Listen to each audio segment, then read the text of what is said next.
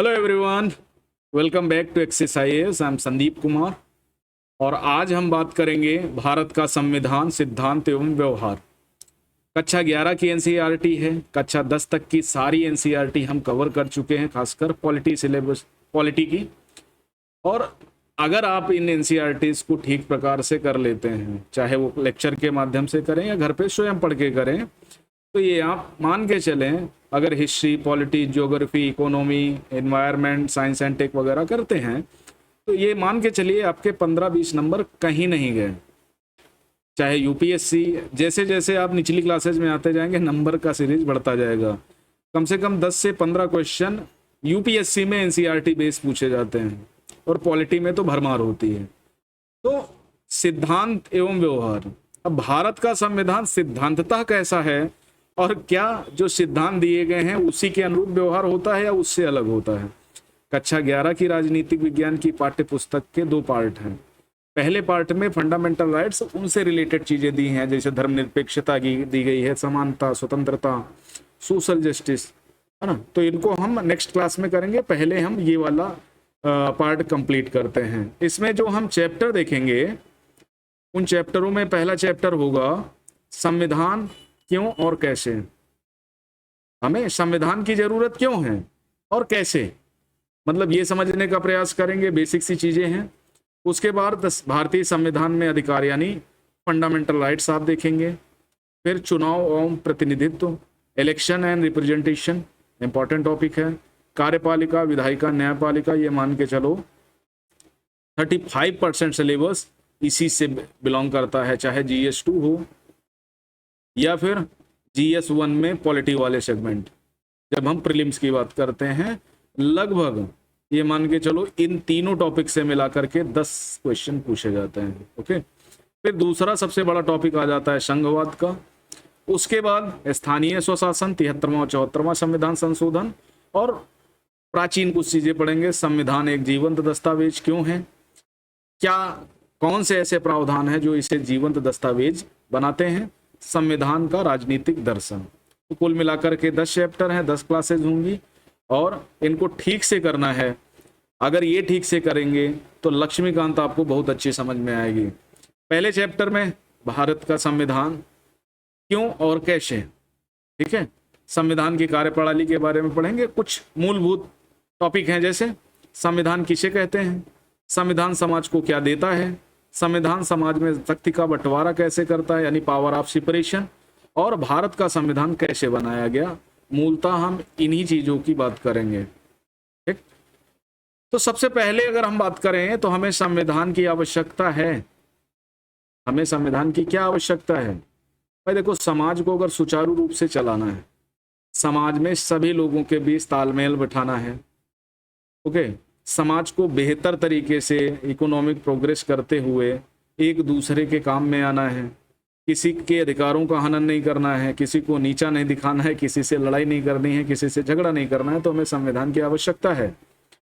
पहला सवाल है संविधान क्या है, इसके कार्य क्या है, समाज के लिए इसकी भूमिका, हमारे दैनिक जीवन में संविधान का क्या संबंध है। इन प्रश्नों के उत्तर उतने ही कठिन नहीं है जितना आप सोचते हैं। तो सिंपल सी चीजें हैं, समझ लेते हैं। संविधान तालमेल बढ़ाता है और भरोसा दिलाता है। अब तालमेल किस चीज का दिलाता है और भरोसा किस बात का दिलाता है? अब मान लिया एक आप बड़े समूह के सदस्य हैं, मान लिया आप कक्षा के विद्यार्थी हैं जिसमें 100 विद्यार्थी बैठे हुए हैं।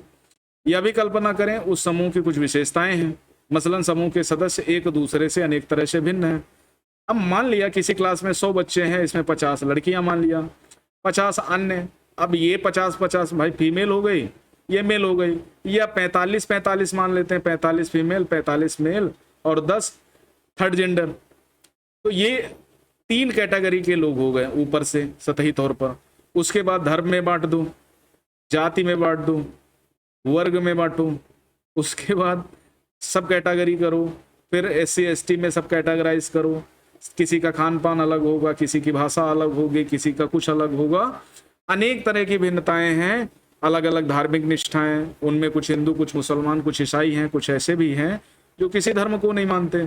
तो वही 100 लोग हैं, 100 लोग अलग तरह के उनके विचार हैं, उनका खान पान है, उनका धर्म है, उनकी जाति है, सब कुछ अलग अलग है। तो बहुत सारे वे आधारों पर भिन्न हैं, अलग अलग व्यवसाय भी करते हैं, भिन्न भिन्न योग्यताएं भी धारण करते हैं, शौक अलग हैं, सिनेमा से लेकर किताबों तक, खान से लेकर के पान तक, सब कुछ अलग है, कुछ अमीर हैं, गरीब हैं, मतलब डिफरेंस है, प्रत्येक व्यक्ति का दूसरे व्यक्ति से डिफरेंस है, अलगाव है, ठीक है। तो अब यही चीजें हैं। अब कल्पना करें कि ऐसे समूह के सदस्यों के जीवन में विभिन्न पहलुओं को लेकर विवाद है।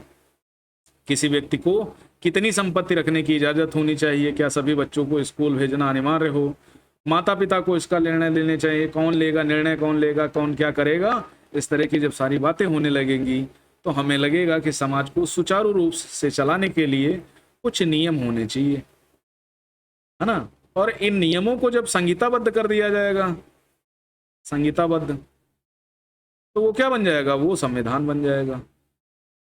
अब ये तो ये असेंबली बनाएगी या देश के लोग मिलकर के बनाएंगे। हमारे यहाँ संविधान सभा नामक एक निकाय का गठन किया गया, उसने हमारे देश का संविधान बनाया। बात समझ में आई। तो कुल मिलाकर के किसी समाज को, किसी परिवार को, किसी कक्षा को, किसी दुकान को मैनेजमेंट की आवश्यकता होती है, कुछ नियमों की आवश्यकता होती है, वरना कैसे काम होगा, कुछ हो ही नहीं पाएगा। कुछ किसी का मन है आज दुकान खुलेगी, किसी का मन है आज दुकान नहीं खुलेगी, किसी का मन है भैया हम तो स्कूल नहीं जाएंगे, हम ये कपड़े पहन के जाएंगे, सब अलग अलग तरह से सोचेंगे। लेकिन कक्षा के डेकोरम को अगर मेंटेन करना है, देश के डेकोरम को मेंटेन करना है, लड़ाई झगड़ा न होने पाए, उन्माद न होने पाए, सभी का जीवन, किसी के अधिकारों में कटौती न होने पाए, सब बढ़िया सुचारू रूप से जीवन चले, तो इसके लिए कुछ नियमों का संग्रह होता है, उसे ही हम संविधान कहते हैं। तो इस समूह को शांतिपूर्वक एक साथ रहने के लिए क्या चाहिए, लेकिन इस समूह के लोग एक साथ रह सकते हैं यदि वे कुछ बुनियादी नियमों के बारे में सहमत हो जाएं। ये रूसो ने कहती है, एक सोशल कॉन्ट्रैक्ट बुक बनाई थी कि जिसमें समाज के 80% लोग किसी बात को अगर एग्री करते हैं तो वो अच्छा है, और अगर डिसएग्री करते हैं तो वो बुरा है ना। तो सोशल यानी सामाजिक अनुबंध में लिखा गया था। तो सोशल कॉन्ट्रैक्ट का मतलब होता है कि हम अपनी सारी पावर किसी ऐसे समूह को दे दें, वो समूह हम प्रशासन करने लगे, हमारे लिए नियम बना, है ना। तो वही फिर धीरे धीरे संविधान बन जाता है। पहले ये काम धार्मिक किताबें करती थी, अब क्या है, अब एक किताब बना दी गई है, बहुत सारे विचारकों ने मिलकर, बहुत सारे संविधान निर्माताओं ने मिलकर, उसको हम संविधान बोलते हैं। अब किसी एक समूह के सदस्य एक दूसरे के साथ कैसा बर्ताव करेंगे, किसका किस पर अधिकार होगा, किसी भी समूह को सार्वजनिक रूप से घोषित कुछ बुनियादी नियमों की आवश्यकता होती है, जो समूह सभी सदस्यों को पता हो, ठीक है, ताकि आपस में न्यूनतम समन्वय बना रहे। तो इस तरह का अगर होगा तो संविधान का यह पहला काम यह है कि वह बुनियादी नियमों का एक ऐसा समूह, है ना, उपलब्ध कराए जिससे समाज के सदस्यों में एक न्यूनतम समन्वय और विश्वास बना रहे, कम से कम, बहुत अधिक नहीं, कम से कम बना रहना चाहिए, लड़ाई झगड़ा ना हो, है ना। अपने प्रतिनिधियों का चुनाव कैसे हो, कैसे क्या काम करेंगे।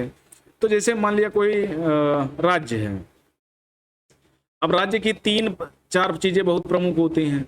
अब पहला एक तो होना चाहिए भूभाग।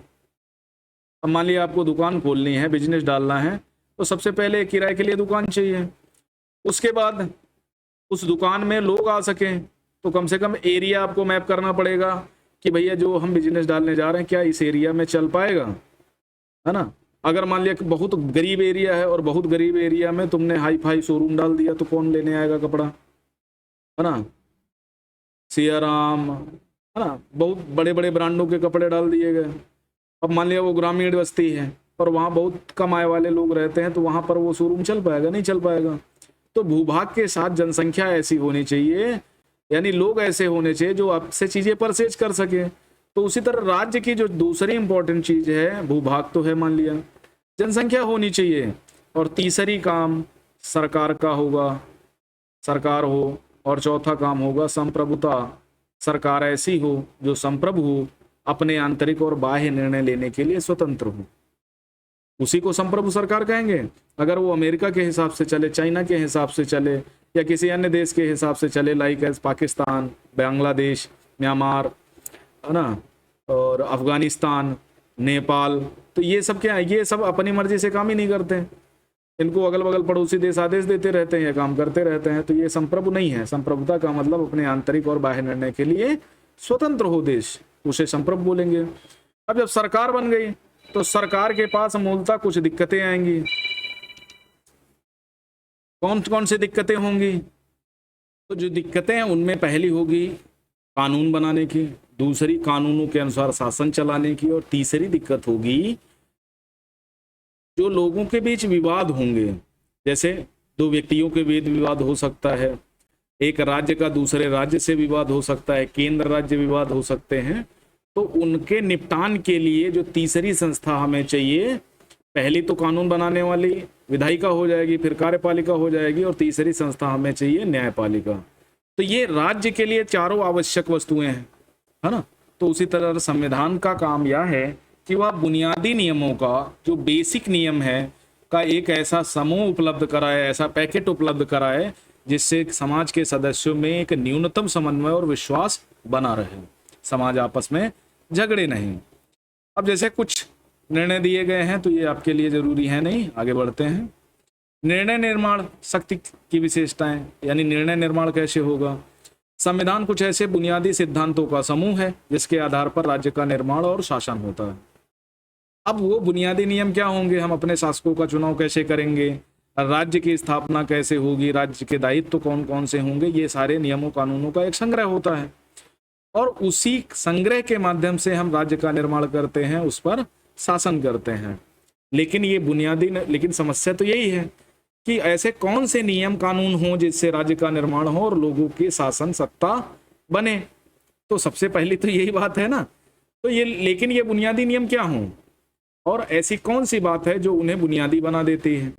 सबसे पहले आपको तय करना पड़ेगा कि जिन नियमों के आधार पर समाज का शासन होता है उसे बनाएगा कौन, है ना। यानी नियमों का संग्रह, नियम कौन बनाएगा, नियम कौन बनाएगा, सबसे बड़ी बात तो यही आती है। तो इसके लिए हम क्या बनाएंगे, विधायिका या संसद, यही नियम बनाएगा। आपको का नियम बनाने की इच्छा है, लेकिन दूसरे लोग खा नियम बनाना चाहते हैं, फिर यह कैसे तय किया जाए कि किसकी इच्छा वाले नियम से हम पर शासन हो।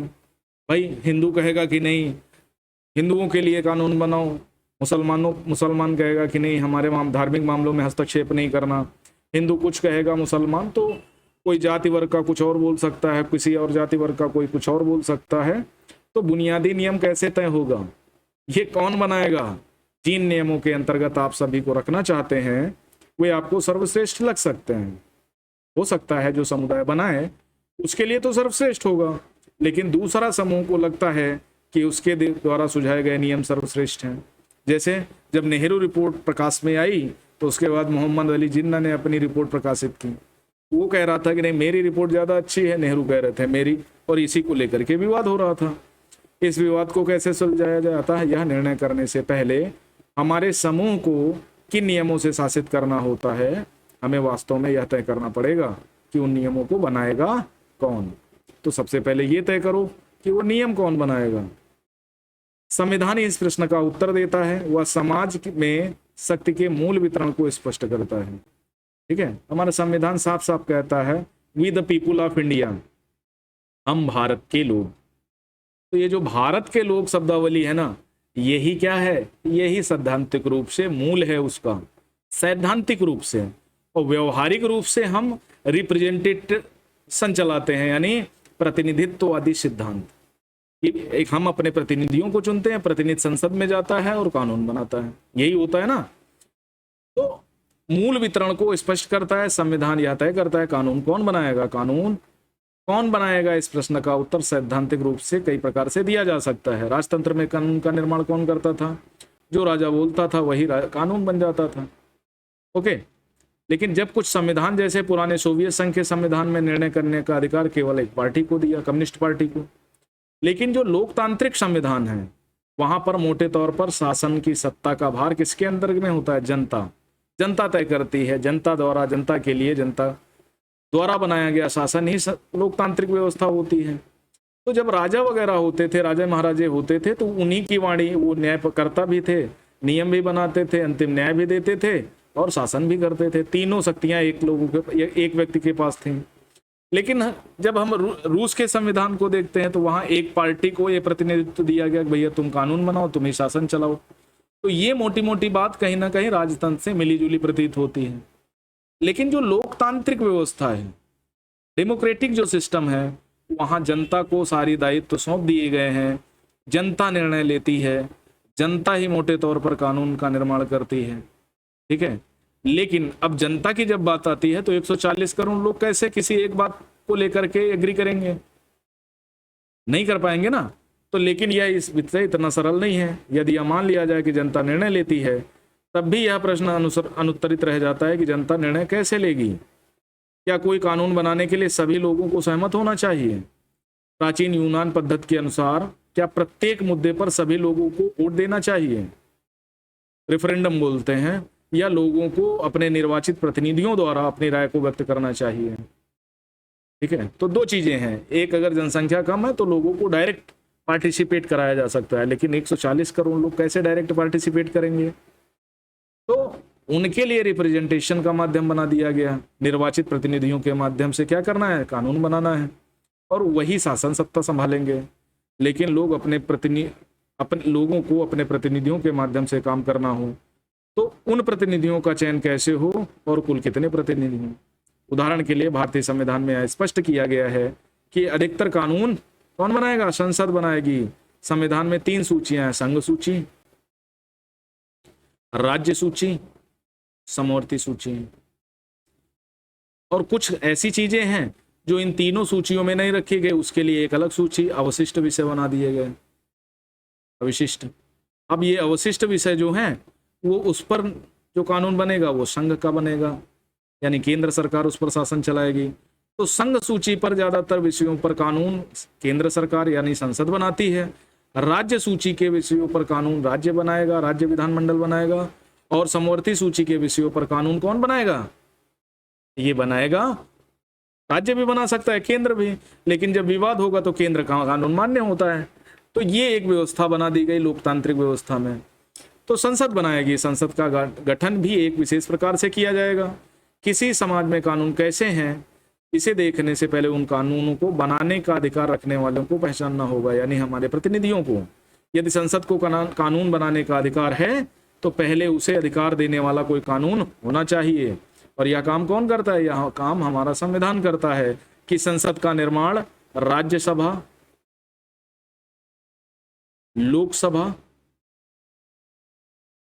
और प्रेसिडेंट से मिलकर होगा। ये 3 प्रमुख स्तंभ हैं जो हमारी संसद का निर्माण करते हैं। संविधान वह सत्ता है जो सर्वप्रथम सरकार बनाती है। संविधान का पहला काम क्या होगा कि बेसिक जो बुनियादी नियम है उस पर न्यूनतम समन्वय स्थापित करना। दूसरी बात क्या निकल करके आई? संविधान का दूसरा काम यह स्पष्ट करना है कि समाज में निर्णय लेने की शक्ति किसके पास होगी, निर्णय कौन करेगा, और लोगों के लिए कानून कौन बनाएगा। संविधान यह भी तय करता है कि सरकार का निर्माण कैसे होगा।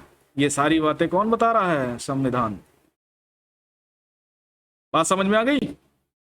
तो 2 बातें समझ में आ गई। निर्णय लेने वाली संस्था कैसे बनेगी, कौन बनाएगा उसको, और पहली बात न्यूनतम समन्वय कैसे स्थापित होगा। दोनों बातें क्लियर हो गई। तीसरी बात, सरकार की शक्तियों पर सीमाएं आरोपित करना।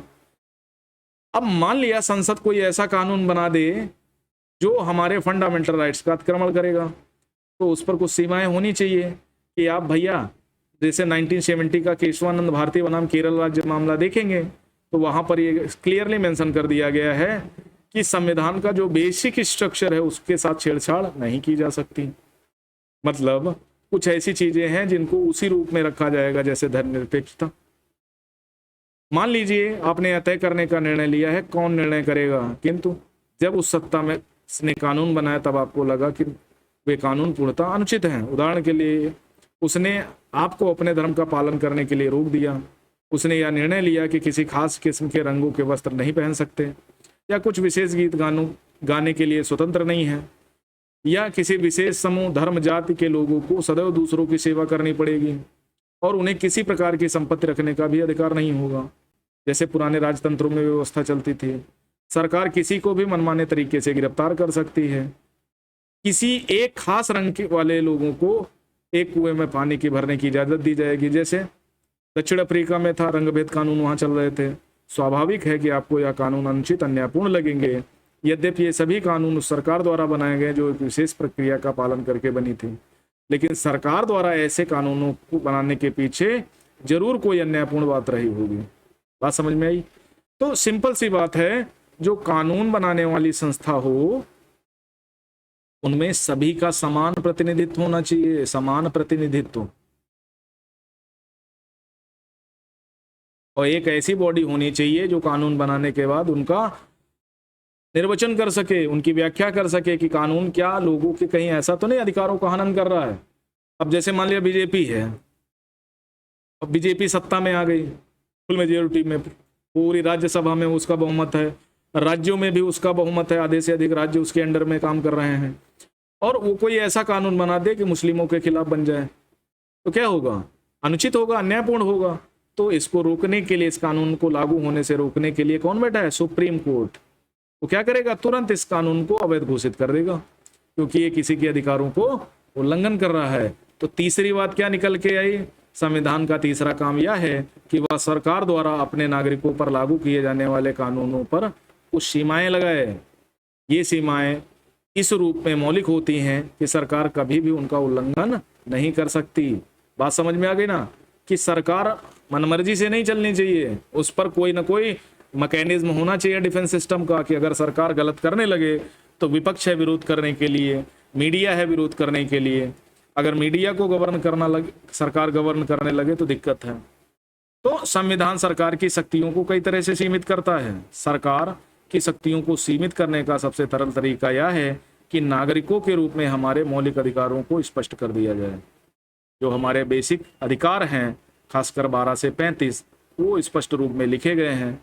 अगर ये स्पष्ट है तो कोई भी सरकार इनका उल्लंघन कभी नहीं कर सकती। इन अधिकारों का वास्तविक स्वरूप और व्याख्याएं भिन्न भिन्न संविधानों में क्या होती हैं? चेंज होती रहती हैं अपने देश काल परिस्थितियों के अनुसार। और संविधान बदलाव कैसे होता है? 368 संविधान संशोधन अधिनियम के माध्यम से। लेकिन अधिकतर संविधानों में कुछ विशेष मौलिक अधिकार सदैव पाए जाते हैं। नागरिकों को मनमाने ढंग से बिना किसी कारण गिरफ्तार करने के विरुद्ध सुरक्षा प्राप्त है, आर्टिकल 20। यह प्रक्रिया या सरकार की शक्तियों के ऊपर एक मूलभूत क्या है? सीमा है। इसीलिए इनको नकारात्मक संज्ञा दी जाती है कि सरकार के खिलाफ है, सरकार की शक्तियों को रोकते हैं, और ये नागरिकों को दिए गए हैं। यहां तक बात समझ में आ गई है ना? देखो समझते चलना, सिंपल सी चीजें हैं और ये प्रीलिम्स में जरूर पूछी जाएंगी। अतः सरकार के ऊपर एक मूलभूत सीमा है, नागरिकों समानता कुल मौलिक स्वतंत्रताओं का अधिकार है। जैसे भाषण की स्वतंत्रता, अंतरात्मा की आवाज पर काम करने की स्वतंत्रता, संगठन बनाने की स्वतंत्रता। व्यवहार में इनको राष्ट्रीय आपातकाल 352 का जब प्रयोग किया जाता है तो कुछ स्वतंत्रताएं हर ली जाती हैं, वापस ले ली जाती हैं। सपांच की आकांक्षाएं और लक्ष्य। अब देखो संविधान में 3 बातें हो गई हैं। पहला, न्यूनतम समन्वय। दूसरी बात, सरकार का गठन कैसे होगा। और चौथी बात, सरकार के ऊपर कुछ सीमाएं। तीसरी बात, चौथी बात, अब भाई सरकार बनेगी, लोगों के लिए काम करेगी, तो लोगों की आकांक्षाएं होंगी कि हमें नौकरी दे, रोजगार दे, है ना? अच्छी नौकरी दे, अच्छा पेंशन दे, अच्छा रोजगार दे। अगर विवाद हो जाए तो उसका निपटान करने के लिए सरकार आगे आ जाए, नए नए बढ़िया नियम बनाए, लोक कल्याणकारी कार्य करे, सिर्फ अपना पेट न भरे। तो ये सब करने के लिए आपकी आकांक्षाएं, आपके लक्ष्य आते हैं। अब आपके इन लक्ष्यों को, आकांक्षाओं को दूर करने के लिए क्या करना पड़ेगा? सरकार को निर्णय निर्माण की शक्ति का वितरण और सरकार की शक्ति पर प्रतिबंध लगाने का काम किया जाता है संविधान द्वारा। ठीक है? अब कैसे? अधिकतर पुराने संविधानों द्वारा केवल निर्णय निर्माण की शक्ति का वितरण और सरकार की शक्ति पर प्रतिबंध लगाने का काम किया जाता था। एक जमाने में ऐसा था, लेकिन 20वीं शताब्दी के अनेक संविधान, जिसमें भारतीय संविधान एक अत्यंत सुंदर उदाहरण है, एक ऐसा सक्षम ढांचा भी प्रदान करता है कि सरकार को सकारात्मक कार्य कर सके, समाज की आकांक्षाएं, उसके लक्ष्य को अभिव्यक्ति दे सके, है ना? एक टाइम था जब ऐसे सिर्फ रेशनल तौर पर काम हो गया, लेकिन 20वीं सदी के बाद जो आजाद हुए मुल्क हैं उन्होंने बहुत सुंदर कार्य किए, बहुत सुंदर उदाहरण, अत्यंत सुंदर उदाहरण प्रस्तुत किए अपने संविधानों में। और भारतीय संविधान में इस संबंध में कुछ नए प्रयोग किए। समाजों को नाना प्रकार की असमानता की गहरी खाइयां हों, वहां केवल सरकार की शक्तियों पर प्रतिबंध लगाना पर्याप्त नहीं है, वरन वहां सरकार को समर्थ और शक्तिशाली बनना पड़ेगा और वह असमानता और गरीबी के विभिन्न रूपों से निपट सके। अगर भारत की बात करें तो भारत में असमानता चरम पर थी, गरीबी चरम पर थी, आज भी है। ओके, फ्रीडम ना के बराबर थी, और जाति पंथ में समाज बहुत ज्यादा बटा हुआ था। कई जातियों को हाशिए पर रखा गया था। मेन स्ट्रीम से बाहर कर दिया गया था। तो ये सब इनको लोक कल्याणी कार्य के अंतर्गत लाने के लिए भाई स्वतंत्रता समानता तो दे दी, लेकिन कुछ ऐसे लोग हैं जो लंबे समय से दबे कुचले रहे हैं, उनके लिए विशेष व्यवस्था करनी पड़ेगी सरकारों को, वही रिजर्वेशन दे दिया गया। उदाहरण के लिए भारत की आकांक्षा एक ऐसा समाज बनाया जिसमें जातिगत भेदभाव न हो। यदि हमारे समाज की आकांक्षा है तो हमें सरकार को ऐसा समर्थ और शक्तिशाली बनना पड़ेगा जिससे इस लक्ष्य को प्राप्त करने के लिए सभी आवश्यक कदम उठा सके। वो बात समझ में आ गई ना। दक्षिण अफ्रीका नस्ली भेदभाव के पुराने इतिहास का उदाहरण है। मंडेला ने क्या किया, संघर्ष किया, तभी उनको क्या हुआ, नए संविधान में सबको बराबर का अधिकार मिला। तो जो ये आकांक्षाओं का पिटारा होता है, आप आईएएस बनेंगे तो आपका कुछ सपने होंगे, कुछ आकांक्षाएं होंगे, उनको पूरा करने का अगर मौका मिलेगा तो भाई जरूर पूरा करने का प्रयास करेंगे। लेकिन ये आकांक्षाएं यूं ही तो नहीं है, कुछ ना कुछ तो चीजें होंगी। तो उसी तरह संविधान में नस्ली भेदभाव को मिटाने के लिए भी क्या किया गया, बहुत सारे परिवर्तन करे गए। उदाहरण के लिए भारत के संविधान निर्माताओं की इच्छा थी समाज के प्रत्येक व्यक्ति को बुनियादी भौतिक जरूरतों और शिक्षा सहित सब कुछ मिलना चाहिए, यानी स्वास्थ्य,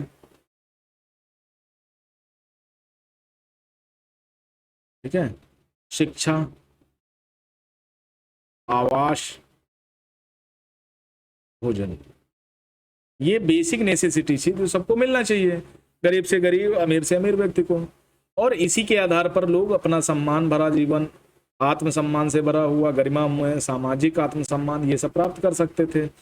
तो भारतीय संविधान सरकार को वह समर्थन प्रदान करने के लिए कुछ सकारात्मक लोक कल्याणी कदम उठा सके जिन्हें कानून की मदद से लागू किया जा सके। उसके लिए क्या दिया, directive principle of state policy, कि जब जब राज्य बढ़ता जाएगा इन नियमों कानूनों का संग्रह लागू करता जाएगा। संविधान के भाग 4, 36 से 51 तक ये सारी बातें कही गई हैं। ठीक है, जैसे जैसे भारतीय संविधान को पढ़ते हैं हमें पता चलता है ऐसी सामर्थ्य प्रदान करने वाले प्रावधानों को हमारे संविधान की प्रस्तावना का समर्थन प्राप्त है। वे संविधान के मौलिक अधिकारों के भाग में पाए जाते हैं। ओके, अब चौथी बात आ गई। संविधान का चौथा काम यह है कि सरकार को ऐसी क्षमता प्रदान करे जिससे वह जनता की आकांक्षाओं को पूरा कर सके और एक न्यायपूर्ण समाज की स्थापना के लिए उचित परिस्थितियों का निर्माण कर सके। चारों बातें समझ में आ गई। राज्य के नीति निर्देशक तत्व यानी डीपीएसपी इसीलिए दिए गए हैं, पूरी करने की अपेक्षा करते हैं। संविधान में अच्छी बातें लिखने में क्या कहा जाता है, ठीक है। अब संविधान सरकार की शक्तियों को नियंत्रित करने वाले नियमों कानूनों का नाम भर नहीं है, वह सरकार को ऐसी शक्तियां भी देता है जिससे वह सामाजिक समूह की भलाई के लिए काम कर सके, योजनाएं लागू कर सके, लोक कल्याणकारी कार्य कर सके, जो निचले तबके के लोग हैं उनको ऊपर उठाने का काम कर सके। दक्षिण अफ्रीका का संविधान सरकार को अनेक उत्तरदायित्व सौंपता है, जैसे पर्यावरण संरक्षण को बढ़ावा देना, अन्यायपूर्ण भेदभावों से व्यक्तियों और समूहों को बचाने का प्रयास करना, ठीक है, धीरे धीरे सभी के लिए पर्याप्त आवास, स्वास्थ्य सुविधाएं उपलब्ध कराना, ये मूलभूत चीजें दक्षिण अफ्रीका का संविधान देता है। इंडोनेशिया की सरकार की जिम्मेदारी है कि वह राष्ट्रीय शिक्षा व्यवस्था बनाए, उसका संचालन करे। इंडोनेशिया का संविधान यह सुनिश्चित करता है कि सरकार गरीब और अनाथ बच्चों की देखभाल करे, ठीक है। तो सभी देशों के संविधान करते हैं, तो भारत के लोगों में भी यही है। अब राष्ट्र की बुनियादी पहचान क्या होगी? आखिरी सबसे महत्वपूर्ण चीज यह है कि संविधान किसी समाज की बुनियादी पहचान होता है, ठीक है, यानी इंट्रो लक्षण होता है, प्रस्तावना होता है। जैसे आप प्रस्तावना पढ़ते हैं ना संविधान की, तो वो क्या है, संविधान को समझने की कुंजी है, गाइड है, की है। वो समझ में आ गई तो संविधान समझ में आ जाएगा। तो ये एक है, और वो संविधान का भाग भी है। 1973 केशवानंद भारती में शामिल कर लिया गया। इसका अर्थ यह है कि संविधान के माध्यम से समाज की एक सामूहिक इकाई के रूप में पहचान होती है, ठीक है। समाज की क्या है, एक सामूहिक इकाई के रूप में पहचान होती है। वो कैसे? आपने नागरिकता पढ़ा होगी, नागरिकता होगी, हम सभी भारतीय हैं, चाहे जित वंश से आए, किसी क्रम से आए, किसी लिंग से आए, किसी धर्म से आए, किसी जाति से आए, किसी भी पंथ से आए, लेकिन हम सब किससे? भारतीय जाने जाते हैं। ओके, हमारी एकमात्र राष्ट्रीय पहचान जो है वो इंडियन है, भारतीयता, ठीक है।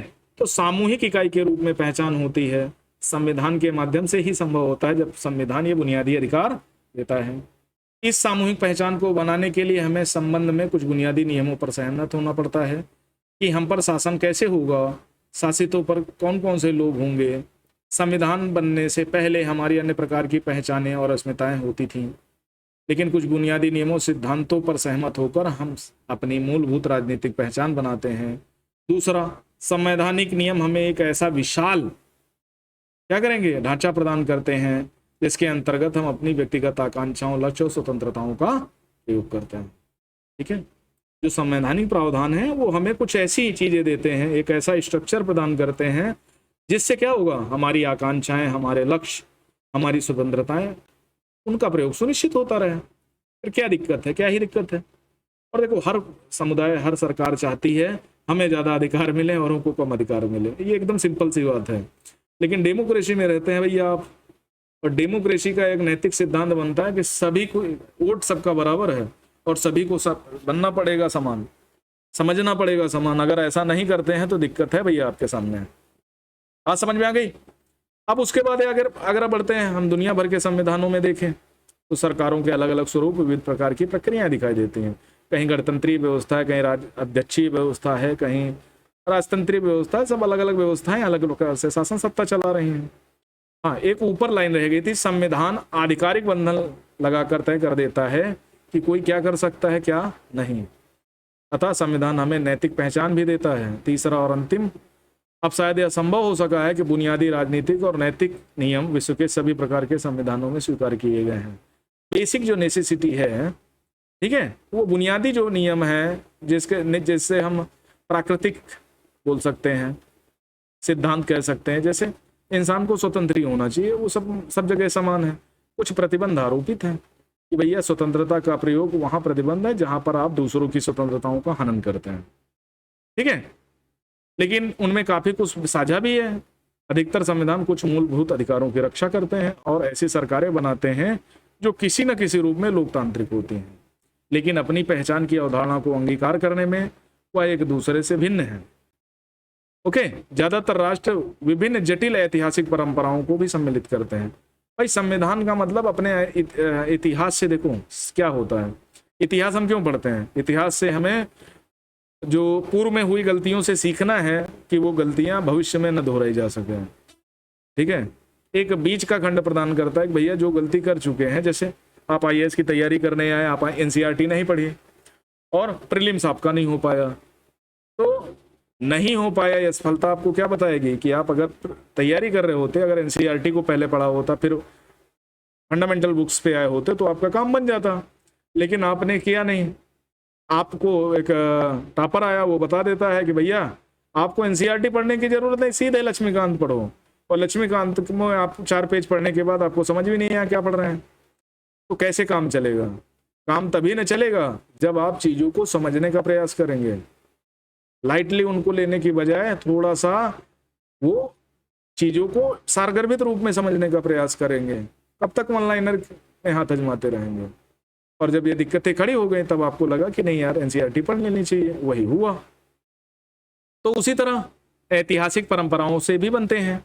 वे राष्ट्र में रहने वाले विभिन्न समूहों को नए तरीकों से आपस में मिला लेते हैं। जैसे जर्मनी का निर्माण जर्मन नस्ल के आधार पर हुआ, संविधान ने इस पहचान को अभिव्यक्ति थी। दूसरी ओर भारतीय संविधान जातीयता और नस्ल को नागरिकता के आधार पर रूप में मान्यता नहीं देता, ना तो वो जातीयता के आधार पर देता है, ना नस्ल के आधार पर। वो सिर्फ मानता है जो भारत के राज्य क्षेत्र में रहते हैं वो सब भारतीय नागरिक हैं। विभिन्न राष्ट्रों के देश, केंद्रीय सरकार और विभिन्न क्षेत्रों के बीच संबंधों को लेकर भिन्न भिन्न कॉन्सेप्ट्स हैं, भिन्न भिन्न अवधारणाएं हैं, है ना। और उस संबंध यह संबंध उस देश की राष्ट्रीय पहचान भी बनती है। कहीं संघात्मक व्यवस्था है, कहीं कुछ। अब बगदाद में देखो, शिया, सुन्नी और कुर्द अब सबके हाथ मिलाने के लिए तैयार हो गए हैं। अब हम जल्दी संविधान बना लेंगे, ये बगदाद कह रहा है। मेरे पास कागज है, मैं संविधान लिखूंगा, शिया कह रहा है। मेरे पास कलम है, संविधान मुझे लिखना चाहिए, सुन्नी बोल रहा है। मेरे पास इंक है, संविधान मुझे लिखने दो, ये कुर्द कह रहा है। जब एक जगह मिल करके सारे बैठ के काम नहीं करेंगे तो इसी तरह चलता रहेगा। इराक में सद्दाम हुसैन सत्ता खत्म होने के बाद नए संविधान की रचना करने में देश के विभिन्न जातीय समूहों में काफी संघर्ष दिखाई दिया। ये कहाँ इराक की बात है, भिन्न भिन्न लोगों की क्या मांगे हैं। इसमें दिखाए गए संघर्ष की यूरोपीय संघ और भारत के संबंध में उस संघर्षों से तुलना करें तो कामोबेश स्थिति भारत की तो अलग है, लेकिन अन्य देशों की, यूरोपीय यूनियन की भी उसी तरह थोड़ा सा बहुत रही है।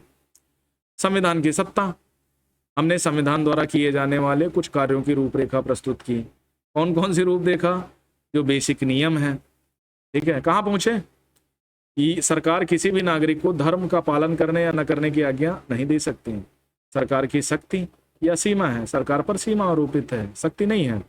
सरकार को आय और संपत्ति की असमानता को कम करने के प्रयास अवश्य करना चाहिए। क्या है? सरकार की शक्ति है, पावर है।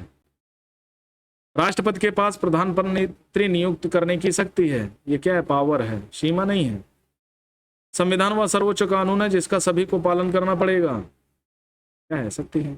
भारतीय नागरिकता किसी खास नस्ल, जाति, धर्म तक सीमित नहीं है, सब भारतीयता है। तो ये क्या है? किसी ने प्रकार प्रावधान जो दिए गए हैं उन्हीं के आधार पर तो आप इनको डिस्कस करेंगे। ओके, आगे। इस कार्य से स्पष्ट होता है क्योंकि अधिकतर समाजों में संविधान होता है, लेकिन संविधान के बारे में 3 और प्रश्न कर सकते हैं। संविधान क्या है, कितना प्रभावी है, कितना न्यायपूर्ण है। यहीं से अपनी बात खत्म हो जाएगी। अधिकतर देशों में संविधान का एक लिखित दस्तावेज का रूप होता है जिसमें राज्य के बारे में प्रावधान होते हैं। सब मोटे मोटे कौन सी संस्थाएं होंगी, उनके कार्यों के बारे में, फंडामेंटल राइट्स के बारे में, सिटीजनशिप।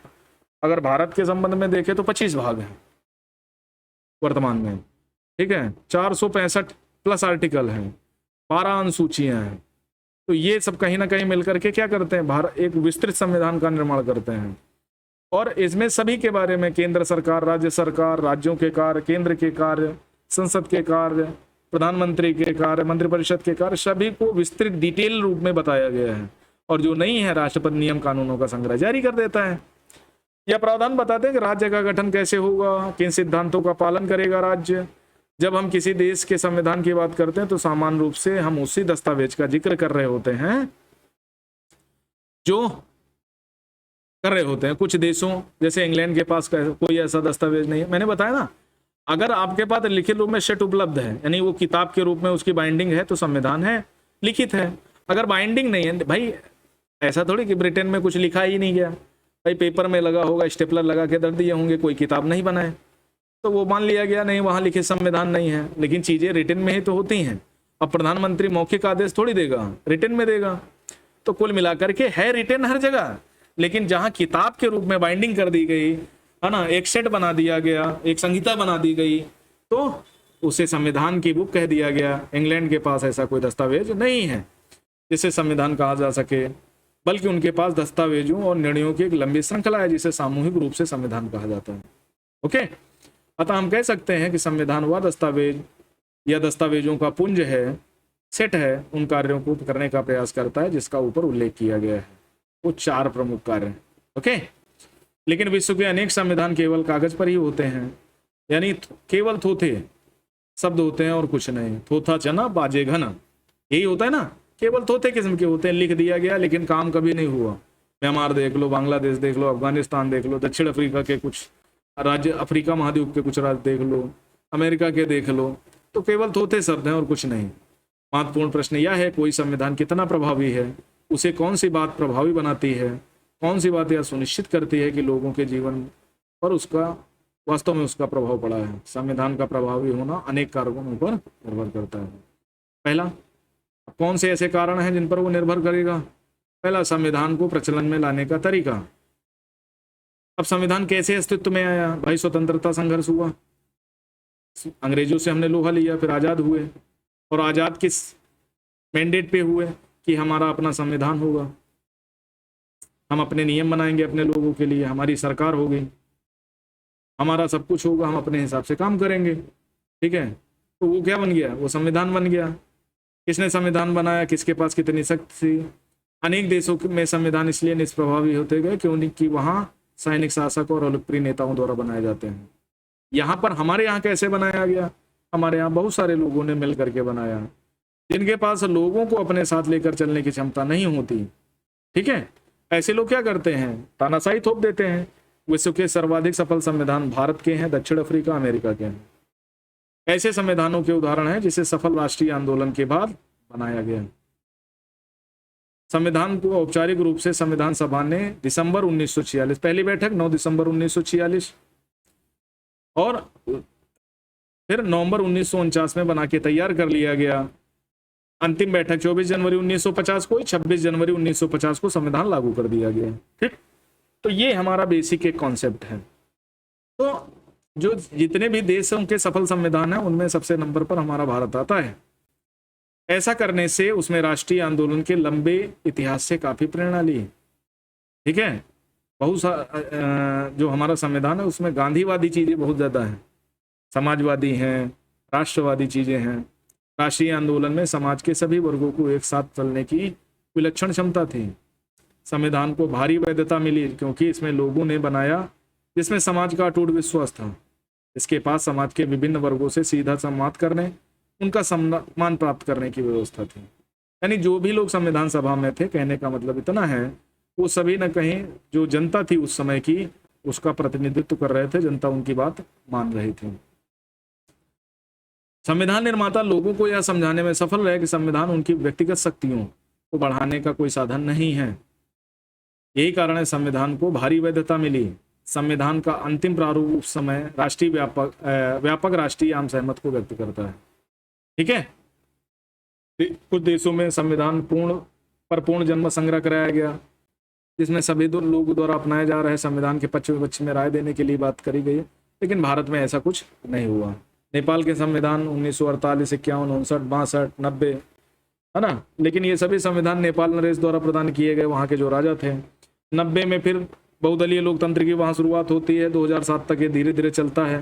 2002 में फिर राजा ने समस्त शक्तियाँ अपने हाथ में ले ली, फिर वहाँ वही दिक्कतें शुरू हो जाती हैं, और जब दिक्कतें शुरू हो जाती हैं फिर वहाँ कानून बनाने का काम शुरू होता है, और वो लंबे समय तक चलता रहता है। तब जा कर के एक arm forces special power act बना दिया जाता है, जैसे हमारे यहाँ है।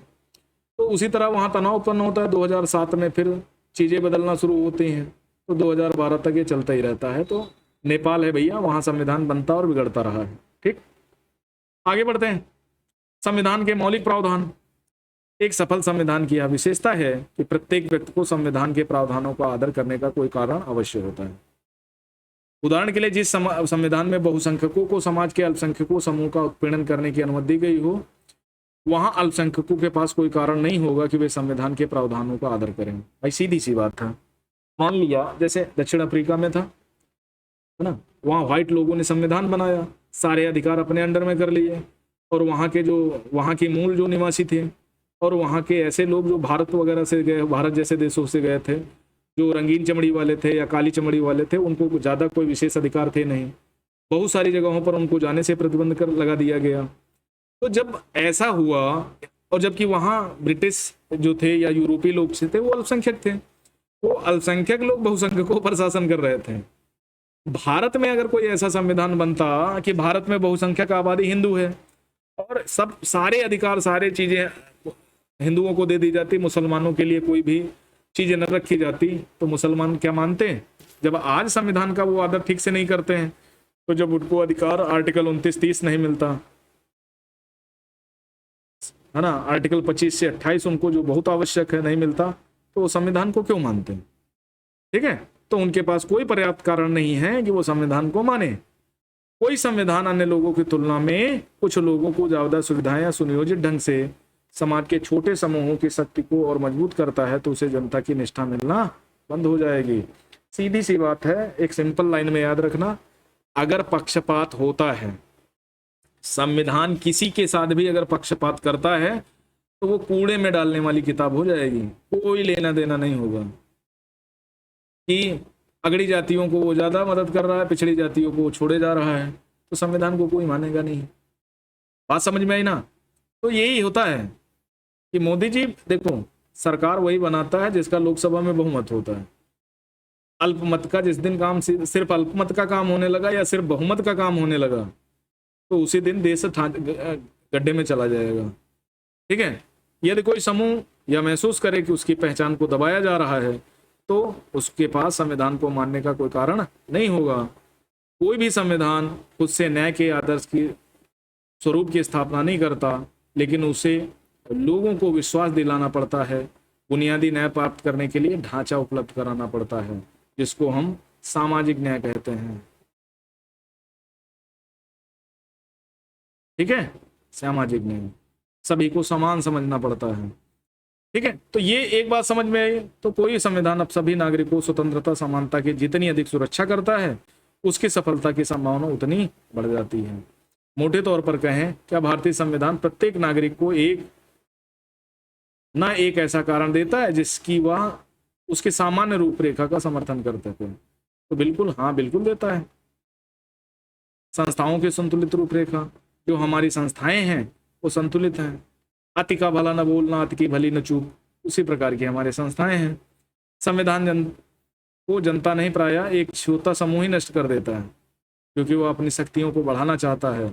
1975 पता है, आपातकाल, और 1976 का मिनी कॉन्स्टिट्यूशन ऑफ इंडिया, है ना, जिसको हम छोटा मोटा भारतीय संविधान बोल सकते हैं, बहुत सारा परिवर्तन कर दिया तत्कालीन इंदिरा गांधी सरकार ने। तो उससे दिक्कतें शुरू हो गई। ठीक है, तो एक छोटा सा समूह था, सरकार नाम मात्र की थी, और उसने क्या किया, संविधान को बदलना चाहा। तो ज्यादा दिन तो ऐसा नहीं चला, 78 में चीजें बदल गई। तो उसी तरह कोई छोटा समूह नष्ट कर देता है, वह अपनी शक्तियों को बढ़ाना चाहता है। ढंग से बनाए गए संविधान में शक्तियों को इस प्रकार बांट दिया जाता है जिससे कोई भी एक समूह संविधान को नष्ट न कर सके।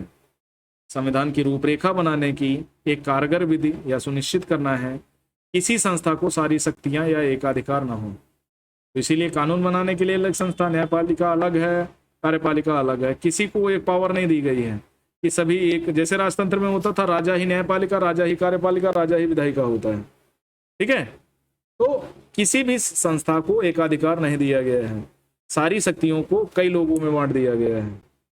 ठीक, उदाहरण के लिए भारतीय संविधान की शक्ति को एक समान धरातल पर, जैसे विधायिका, कार्यपालिका, न्यायपालिका जैसी संस्थाओं और स्वतंत्र संवैधानिक निकायों जैसे निर्वाचन आयोग आदि में बांट देता है।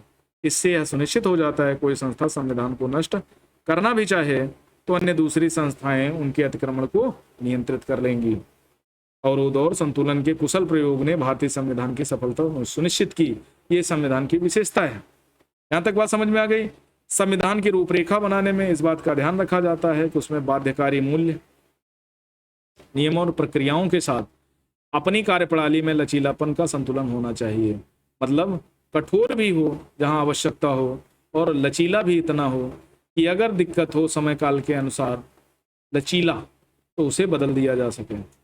तो उसकी व्यवस्था 368 के माध्यम से की गई है, साधारण विधेयक के माध्यम से की गई है। ओके, जिससे वह बदलती आवश्यकताओं, परिस्थितियों के अनुकूल अपने को ढाल सके। ज्यादा कठोर संविधान परिवर्तन के दबाव में नष्ट हो जाते हैं। अगर बहुत ज्यादा मतलब ऐसी व्यवस्था कर देगी, कुछ बदल नहीं सकते, जो संविधान में भैया वो हमेशा रहेगा। जैसे धार्मिक किताब आप देखे हो, धार्मिक किताब कभी बदल नहीं सकती, उसमें कोई संशोधन नहीं होता, जो जैसा दिया गया वैसा ही मानना पड़ेगा। तो धीरे धीरे लोग धर्म से अलग रुख बनाने लगते हैं। तो उसी तरह अगर संविधान ऐसा कठोर हो जाए जो समझ ही ना आए कि भैया अब क्या करना है। ठीक है, संविधान बना था 1946 में, आज 2024 है, बहुत सारी चीजें बदल गई हैं। सोशल मीडिया का दौर है, चीजें बहुत ज्यादा प्रकाश में आने लगी, लोग एक दूसरे से करीब ज्यादा आए, जुड़ने लगे लोग, कनेक्टिविटी ज्यादा बढ़ गई।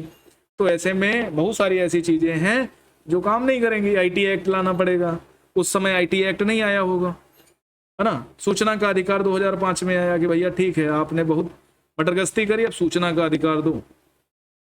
ठीक है, सूचना का अधिकार आ गया। आर्टिकल 21 की व्याख्या तबीयत से होने लगी, और भी चीजें उसमें स्पष्ट की जाने लगी। जब लगा कि नहीं, संविधान इस बात को बहुत सीमित अर्थ में दे रहा है, तो संविधान की व्याख्या कर दी गई। तो अगर ये सारी चीजें नहीं होंगी तो कहीं ना कहीं संविधान कमजोर हो जाएगा, और एक टाइम ऐसा आएगा कि लोग संविधान की सुनना बंद कर देंगे। और दूसरी ओर यदि संविधान अत्यधिक लचीला हो जाएगा तो वह समाज को सुरक्षा और पहचान नहीं दे सकेगा। कोई ऐरा गहरा न तो कह रहा है संविधान को बदल के रख देगा। ठीक है, तो ये जो परिस्थितियों के अनुसार स्वयं को ढालने में एक संतुलन रखते हैं, है ना, उससे हमारे मूल्यों, नई परिस्थितियों की रक्षा हो जाती है। भारतीय समाज निर्माताओं की समझदारी को 90 अध्याय यानी एक जीवन दस्तावेज में आप महसूस करेंगे। जब हम 9th वाला पढ़ेंगे, इसकी क्लास मैंने पहले भी ली है। संविधान एक जीवंत दस्तावेज, शायद 26 जनवरी 1950 का एक वाक्य है, मैंने शेयर किया था शायद पिछले साल 26 जनवरी को, तो वो देख सकते हैं आप। ठीक है, भारतीय संविधान को एक जीवंत दस्तावेज की संज्ञा दी गई है।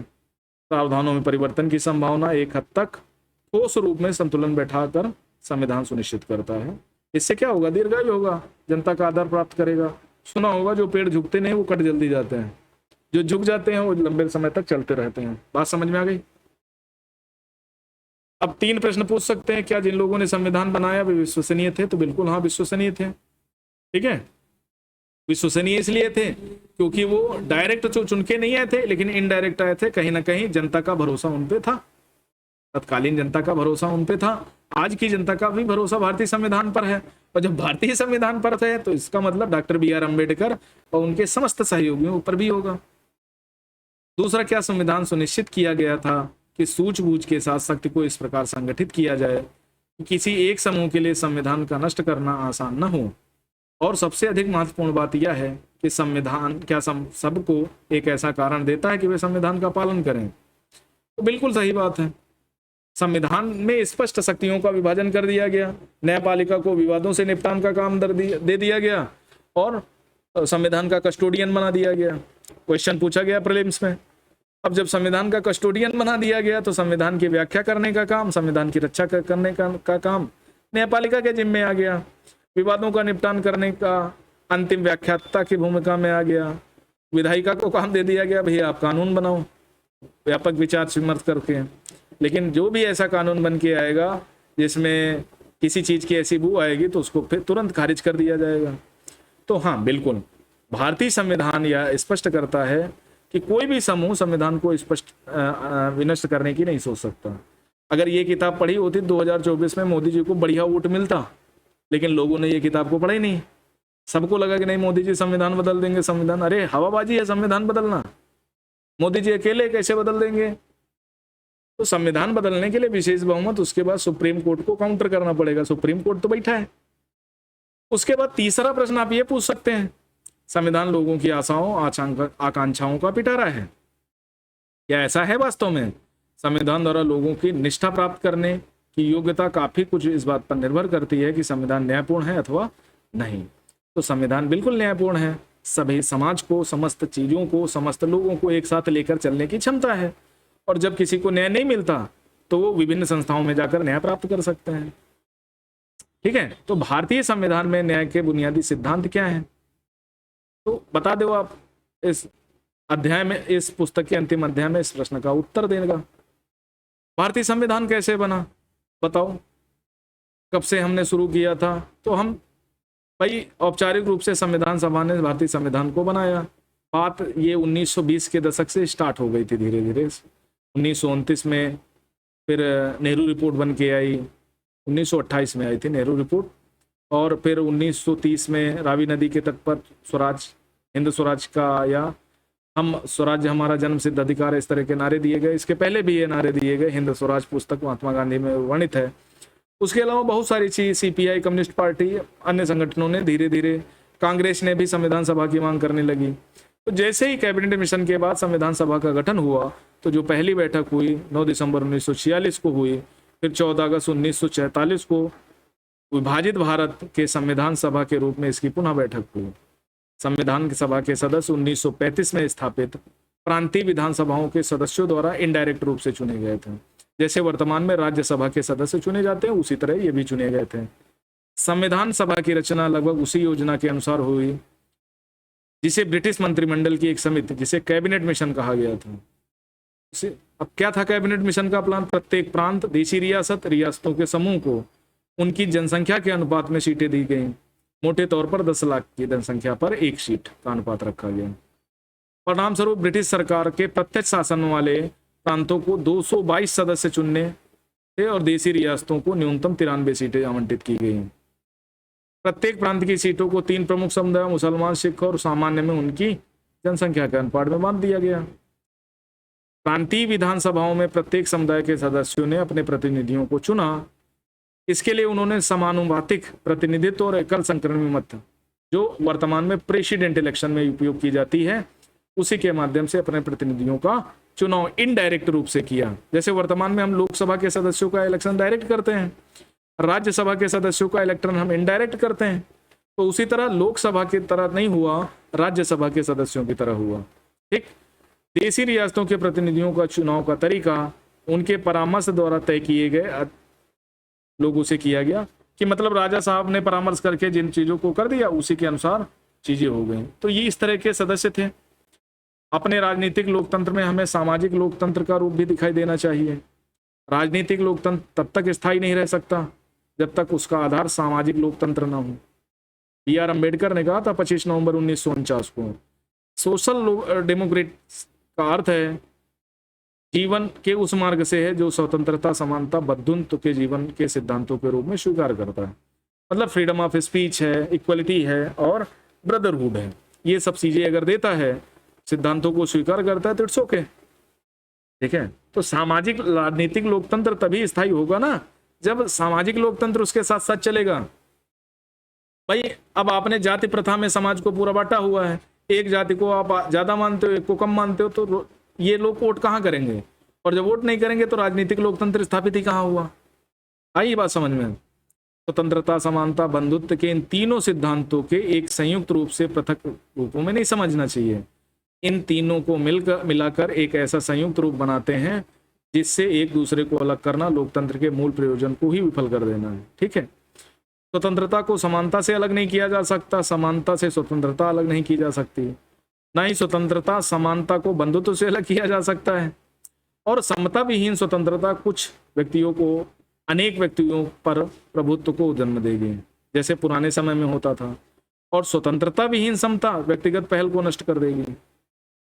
बंधुता के बिना स्वतंत्रता और समता अपना स्वाभाविक मार्ग ग्रहण नहीं कर सकती। Doctor B.R. अम्बेडकर ने यह बात कही थी।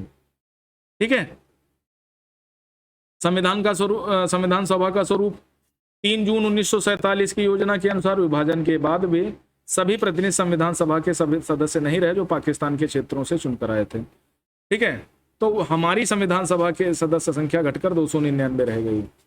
26 नवंबर 1949 को 284 सदस्यों उपस्थित थे। अंतिम रूप से पारित संविधान पर अपने हस्ताक्षर किए। तो जो मूल प्रति है उसमें 284 लोगों के सदस्य थे। टोटल नंबर ऑफ जो मेंबर थे वो 299 थे। और पाकिस्तान की संविधान सभा अलग ही हो गई थी, उसके पहले शायद 389 के आसपास था। आ गई बात समझ में? इस प्रकार उपमहाद्वीप के विभाजन से उपजी विभीषिका हिंसा के बीच संविधान निर्माण का काम हुआ। अपने आप में बड़ा जटिल काम था लेकिन हुआ।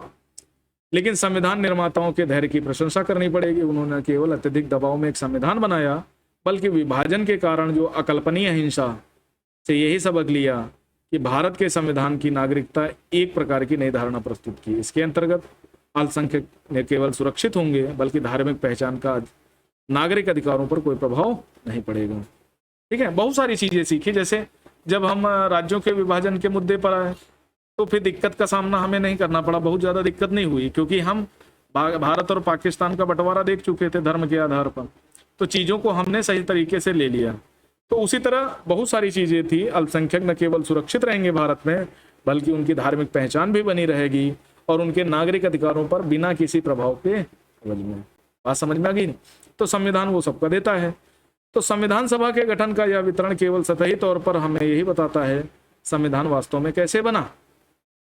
यद्यपि संविधान सभा के सदस्य सार्वभौम व मताधिकार के आधार पर नहीं चुने गए थे, यानी भारत के सभी लोगों ने वोट नहीं किया था, पर उसे ज्यादा से ज्यादा प्रतिनिधि परक बनाने के गंभीर प्रयास किए गए। सभी जाति, धर्म, लिंग, जन्म स्थान सभी लोग थे। सभी धर्मों के सदस्यों के ऊपर बताई गई विधि से प्रतिनिधित्व दिया गया। इसके अतिरिक्त संविधान सभा में अनुसूचित जातियों के 28 सदस्य थे। जहां तक राजनीतिक दलों का सवाल है कि विभाजन के बाद संविधान सभा में कांग्रेस का वर्चस्व था और उसे 82% सीटें प्राप्त थीं, लेकिन कांग्रेस स्वयं विविधताओं से भरी हुई एक पार्टी थी जिसमें लगभग सभी विचारधाराओं की नुमाइंदगी थी।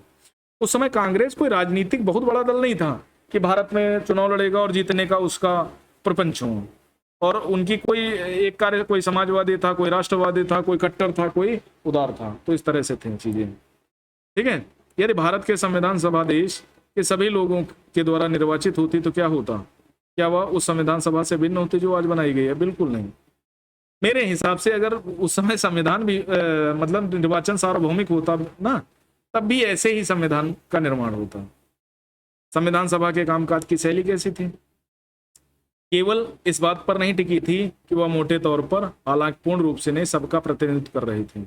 संविधान बनाने के लिए अपनाई गई प्रक्रिया और सदस्यों के विचार विमर्श की जड़ छुपे मूल्यों में ही संविधान सभा की लोकप्रिय सत्ता का आधार था। सीधी सी बात कहने का मतलब है, जो ये लोग थे विभिन्न है ना, विभिन्न भाषा भाषी लोग, ये सभी इनके कुछ मूल्य थे और यही संविधान की लोकप्रिय सत्ता का आधार बने। ठीक है, जहां प्रतिनिधित्व का दावा करने वाले किसी सभा के लिए वांछनीय है कि उसमें समाज के विभिन्न वर्ग सहभागी हों। कोई भी सभा सभी चाहती है जीतने के बाद कि सभी लोग उसका आदर करें, अगले बार उसको वोट दें।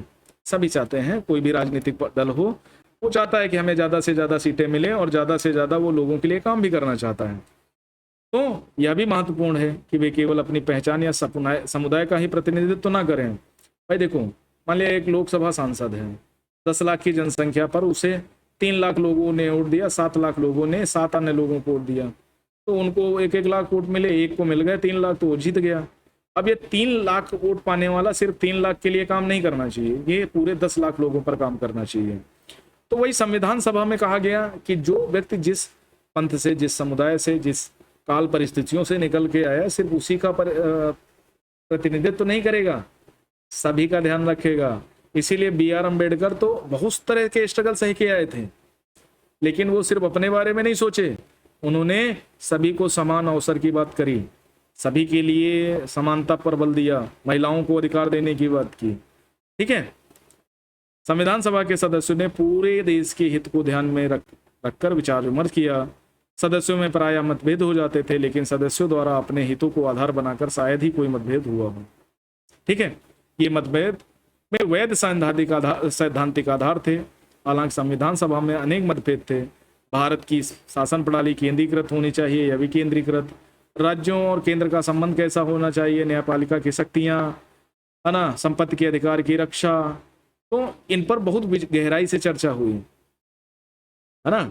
और जो आधुनिक राज्य की बुनियाद बना, और इसमें देखो कोई मतदान नहीं हुआ, सभी को सहमत करना पड़ा, और जब सारे लोग एक बार एग्री कर गए तो उसको शामिल कर लिया गया। लगभग उन सभी विषयों पर गहराई से चर्चा हुई जो आज आधुनिक राज्य की बुनियाद है। संविधान का केवल एक ही प्रावधान जो लगभग बिना वाद विवाद के पास हो गया, यह प्रावधान सार्वभौमिक महज मताधिकार था, जिसका धर्म अर्थात जाति, धर्म, लिंग, आय के आधार पर भेदभाव के बिना सभी नागरिकों को एक निश्चित आयु प्राप्त करने पर वोटों का अधिकार होगा। ठीक है, कि आप 21 साल के हो जाओगे, आप वोट देने का राइट मिल जाएगा, लेकिन ये एज बाद में घटा करके 18 वर्ष कर दी गई। ठीक, मोटे तौर पर वोट देने का अधिकार होना चाहिए, किसे होना चाहिए, वाद विवाद आवश्यक नहीं माना, उसको सार्वभौमिक वयस्क मताधिकार मान लिया और पास कर दिया। तो ये एक थी, और तर्कपूर्ण संवाद हुआ, संकीर्णता से ऊपर उठ गए लोग। संविधान सभा में कई चर्चा हुई, मोटे मोटे खंडों में प्रकाशन हुआ उसका, हर अनुच्छेद, हर प्रावधान को लेकर के विस्तृत और बारीकी से बातचीत हुई, और सार्वजनिक विवेक की भावना को सबसे प्रामाणिक ढंग से ये चीजें सामने लाती हैं। ये वैसे भी फ्रांसीसी अमेरिकी क्रांति की तरह संविधान निर्माण के इतिहास में महत्वपूर्ण यादगार अध्यायों में शिफ्ट हो गए। ठीक है, तो एक ये बात हो गई कार्यविधि। सार्वजनिक विवेक का महत्व स्पष्ट दिखाई देता है, बिल्कुल दिखाई देगा। संविधान सभा में मुख्य 8 कमेटियां थी, उसमें सबसे जो प्रमुख कमेटी थी वो प्रारूप थी, जिसके अध्यक्ष डॉक्टर B.R. अम्बेडकर थे। इनका काम था विभिन्न देशों के संविधानों को देखकर समझकर अपने देश के संविधान का ड्राफ्ट तैयार करना, यानी प्रारूप तैयार करना। इन्होंने ये किया, उस पर चर्चा हुई। आमतौर पर जवाहरलाल नेहरू, राजेंद्र प्रसाद, सरदार पटेल, मौलाना आजाद, B.R. अम्बेडकर या इन कमेटियों की अध्यक्षता करते थे, या ऐसे लोग थे जिनके विचार हर बात पर एक दूसरे से समान नहीं थे, भिन्न विचारधारा के थे। अंबेडकर तो कांग्रेस, गांधी के कड़े आलोचक थे। उन पर अनुसूचित जातियों के उत्थान के लिए पर्याप्त काम न करने का आरोप लगाते थे। कौन? Doctor B.R. अम्बेडकर। और गांधी के लिए सबसे बड़ी मेक तो B.R. अम्बेडकर भी थे, और वो मेक निकल करके 1932 में निकली, जब समझौता हुआ, पूना पैक्ट। पटेल और नेहरू बहुत मुद्दों पर एक दूसरे से सहमत थे। नेहरू उदारवादी नेता थे, पटेल थोड़ा स्वाभाविक रूप से कट्टर नेता थे। फिर भी सबने एक साथ मिलकर काम किया। प्रत्येक कमेटी ने आमतौर पर संविधान के कुछ कुछ प्रावधानों का प्रारूप तैयार किया, जिन पर बाद में पूरी संविधान सभा में चर्चा की गई। और आम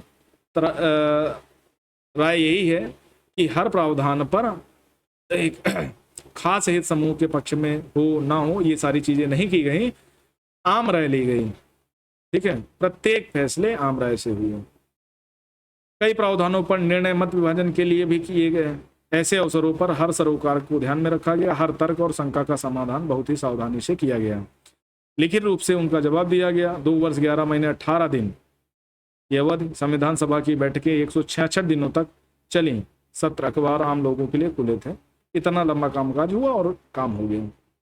संविधान सभा के अध्यक्ष डॉक्टर राजेंद्र प्रसाद, प्रारूप समिति के सभापति डॉक्टर BR अम्बेडकर एक दूसरे का अभिवादन करते हुए, ठीक है। मैंने महसूस किया कि शायद ही किसी ने किया हो कि प्रारूप समिति के सदस्यों, विशेषकर इसके सभापति डॉक्टर अम्बेडकर ने अस्वस्थ होने के बावजूद कितने उत्साह लगन के साथ यह कार्य किया। ये कौन कह रहा है? डॉक्टर राजेंद्र प्रसाद कह रहे हैं 26 नवंबर 1949 को डॉक्टर अम्बेडकर को प्रारूप समिति में शामिल करने, उन्हें सभापति बनाने के निर्णय से बेहतर और कोई निर्णय नहीं हो सकता था। उन्होंने न केवल अपने चयन को न्यायोचित सिद्ध किया, बल्कि उन्होंने जो कार्य किया उसे गरिमा भी प्रदान करी। मतलब अम्बेडकर एक महान दिग्दृष्टा थे और प्रारूप समिति का मतलब कोई छोटी मोटी समिति नहीं थी। आधुनिक मनु इनको थोड़ी ऐसे ही कहा जाता है, ठीक है। हर चीज पर इन्होंने प्रॉपर सोच विचार करके काम किया था और तब ड्राफ्ट तैयार किया था। उन्होंने न केवल अपने चयन को न्यायोचित सिद्ध किया, बल्कि उन्होंने जो कार्य किए उसे गरिमा भी प्रदान की। बहुत कम अवसर होते हैं कि आप जिस पर पद पर बैठे हों उस पद को सुशोभित करते हों। पद तो आपको सुशोभित कर रहा है, लेकिन क्या आप उस पद के बैठने लायक थे? उस पद को सुशोभित किया? जैसे आपने APJ अब्दुल कलाम को देखा होगा, उन्होंने किस तरह राष्ट्रपति के पद को सुशोभित कर दिया। समझ में आई बात? तो इन्होंने अपने चयन को न्यायोचित सिद्ध किया कि नहीं, मेरा चयन गलत नहीं हुआ था, मैं इस काबिल था कि मेरा चयन हो, बल्कि उन्होंने जो कार्य किया उसे गरिमा प्रदान की। इस संबंध में समिति के अन्य सदस्यों में परस्पर भेद करना पक्षपातपूर्ण होगा। मैं जानता हूं कि उन सभी ने उतने उत्साह और लगन के साथ कार्य किया जितना कि उनके सभापति ने। वे सभी देश की कृतज्ञता के पात्र हैं। सभी के लिए 7 सदस्यीय कमेटी थी ना, सभी के लिए कृतज्ञता व्रत की डॉक्टर राजेंद्र प्रसाद ने। राष्ट्रीय आंदोलन से विरासत प्राप्त करी इसने। लेकिन कोई भी संविधान केवल अपनी संविधान सभा के बूते नहीं बनता। भारत की संविधान सभा इतनी विविधतापूर्ण थी कि वह सामान्य ढंग से काम ही नहीं कर सकती थी यदि उसके पीछे उन सिद्धांतों पर आम सहमति न होती जिन्हें संविधान में रखा जाना था, ठीक है। और ये सिद्धांत कैसे तैयार हुए? ये स्वतंत्रता आंदोलन के दौरान ही सहमत बन गई थी। एक तरह से संविधान सभा केवल उन सिद्धांतों को मूर्त रूप और आकार दे रही थी जो उसने राष्ट्रीय आंदोलन की विरासत में प्राप्त किए थे। बात समझ में आ गई? तो संविधान लागू होने के कई दशक पूर्व से ही राष्ट्रीय आंदोलन में उन प्रश्नों की चर्चा हो रही थी। भाई, प्रेस पर प्रतिबंध लगा था, उसको हटाने के बाद यानी स्वतंत्रता। जब मंदिर के लिए, छुआछूत के लिए आंदोलन चलने लगे, हरिजन उत्थान का आंदोलन चलाने लगे, तो समानता की बात होने लगी। और जब विधायिका बजट पर बिना भारतीयों की राय जाने बजट पास कर देती थी, ब्रिटिश संसद कर देती थी, कोई भी नियम कानून बना देती थी और भारतीयों पर अत्याचार करती थी, तब उनको लगा कि नहीं यार, अपना भी काम होना चाहिए, अपने भी लोग होने चाहिए, मजबूत होने चाहिए। तो संविधान बनाने के लिए जैसे प्रासंगिक थे, जैसे भारत सरकार का स्वरूप कैसा हो, संरचना कैसी हो, किन मूल्यों को समर्थन करना चाहिए, किन असमानताओं को दूर करना है, उन बहसों से प्राप्त निष्कर्षों को ही संविधान में अंतिम रूप दिया गया है। कुल मिलाकर के उन्हीं मूल्यों की अभिव्यक्ति है, जैसा संविधान सभा में कहा गया। इन आंदोलनों से जिन सिद्धांतों को संविधान सभा में लाया गया, उसका सर्वोत्तम सारांश हमें नेहरू द्वारा प्रस्तुत उद्देश्य प्रस्ताव में मिलता है, ठीक है। इस प्रस्ताव को संविधान सभा के उद्देश्यों को परिभाषित किया गया था। इस प्रस्ताव में संविधान सभा की सभी आकांक्षाओं और मूल्यों को समाहित किया गया। पिछले भाग में जिसे संविधान और मौलिक प्रावधान कहा गया था, वह वास्तव में उद्देश्य प्रस्ताव के समाहित मूल्यों को प्रेरित और उनका सारांश है। इसमें समानता, लोकतंत्र, संप्रभुता, सार्वजनिक, ये सभी चीजें दी गई हैं।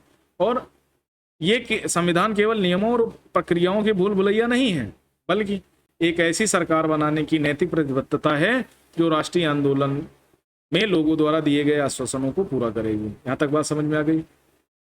अब यदि हमें 1937 में स्वतंत्रता मिल जाती तो क्या होता? हमें 1947 तक इंतजार नहीं करना पड़ता, ठीक है। तो क्या उस समय बनाया गया संविधान वर्तमान संविधान से भिन्न होता? हाँ, तो थोड़ा बहुत डिफरेंस आ सकता था, ठीक है। संस्थागत व्यवस्थाएं, तीसरा कारक क्या है? सरकार के सभी संस्थाओं को संतुलित ढंग से स्थापित किया गया है।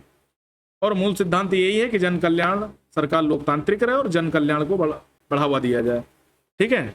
चाहे शासन का कोई भी अंग हो, वो जनता के लिए प्रतिबद्ध होना चाहिए, न्याय प्रदान करे, जन कल्याण को बढ़ावा दे और सरकार जितना हो सके कम से कम हो, लोकतांत्रिक हो। और उचित संतुलन विधायिका, कार्यपालिका और न्यायपालिका के बीच स्थापित किया गया है। ठीक। संविधान सभा के ने संसदीय शासन व्यवस्था और संघात्मक उद्देश्य प्रस्ताव को स्वीकार किया और जो विधायिका और कार्यपालिका के बीच दूसरी केंद्रीय सरकार और राज्यों के बीच शक्तियों का वितरण करती है। पहला क्या है, न्यायपालिका न्याय करेगी, विधायिका कानून बनाएगी, कार्यपालिका शासन करेगी। एक तो ये बंटवारा हो गया शक्तियों का। दूसरा, केंद्र सरकार केंद्र स्तर पर, राज्य सरकार राज्य स्तर पर, दोनों सरकारें स्वतंत्र हैं। और 73वें संविधान संशोधन 1992 में चौथा स्थानीय प्रशासन आ गया। आर्टिकल 40 डीपीएसपी को अमली जामा पहना दिया गया। ठीक है। शासकीय संस्थाओं की सर्वाधिक संतुलित व्यवस्था स्थापित करने में हमारे संविधान निर्माताओं ने दूसरे देशों के प्रयोगों और अनुभवों के सीखने में कोई संकोच नहीं किया। ठीक। तो भाई क्यों परहेज करना, किसी से अगर ज्ञान ले रहे हैं तो उससे परहेज थोड़ी होनी चाहिए। अब एक छोटी और चीज देख लेते हैं प्रस्तावना के बिंदु प्रमुख। भारत एक स्वतंत्र संप्रभु गणराज्य है। भारत ब्रिटेन के अधिकार में आने वाले क्षेत्रों, देसी रियासतों के बाहर के ऐसे क्षेत्र जो संघ का अंग बनना चाहते हैं का एक संघ होगा। ठीक है, क्लियर कर दिया। संघ की इकाइयां स्वायत्त होंगी यानी फ्री होंगी। उन सभी शक्तियों का प्रयोग और कार्यों का संपादन करेंगी जो संघीय सरकार को नहीं दी गई हैं, यानी राज्य सूची के विषयों पर सीधे शासन करेंगे। संप्रभु और स्वतंत्र भारत, इसके संविधान की समस्त इकाइयों और सत्ता का स्रोत जनता होगी। हम भारत के लोग, ठीक है, भारत के सभी लोगों को सामाजिक, आर्थिक, राजनीतिक न्याय, 3 प्रकार के न्याय की बात की गई।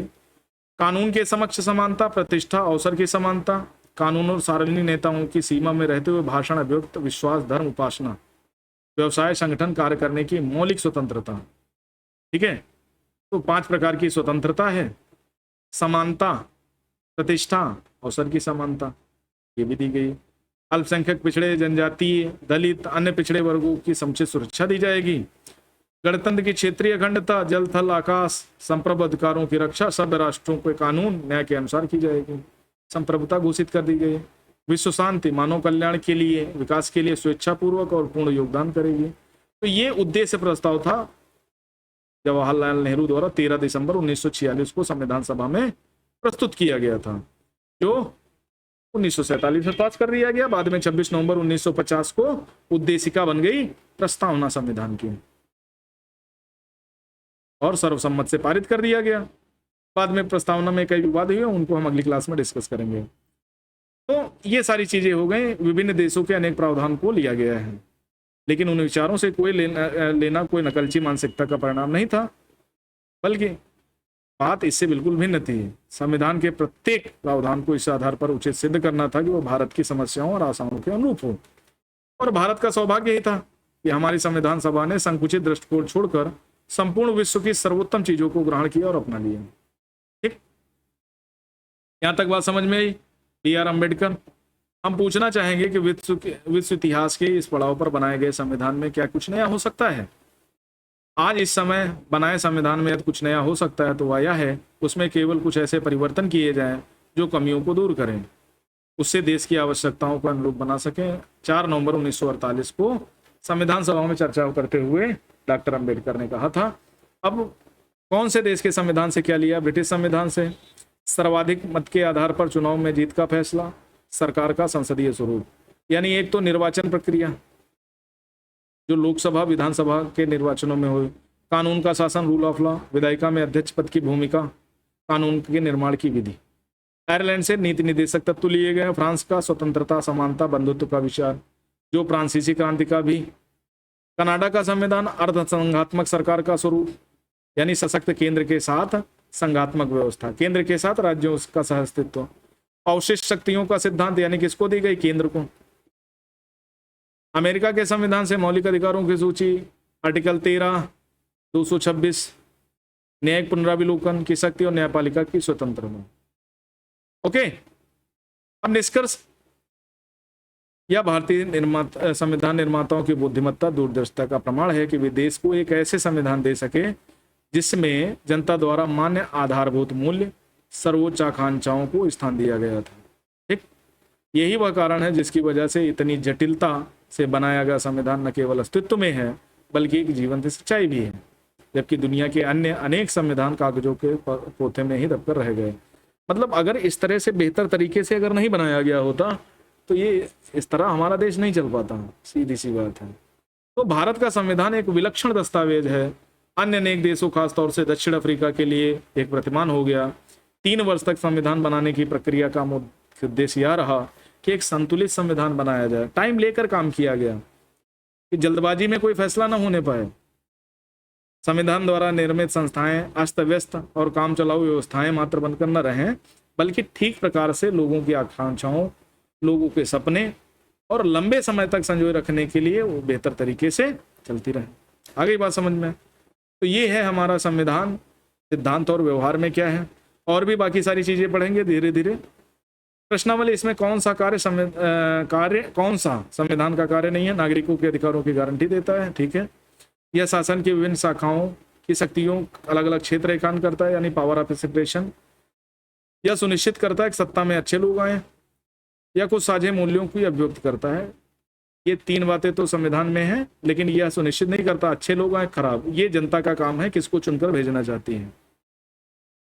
कौन सा कथन इस बात को की एक बेहतर दलील है कि संविधान की प्रामाणिकता संसद से ज्यादा है?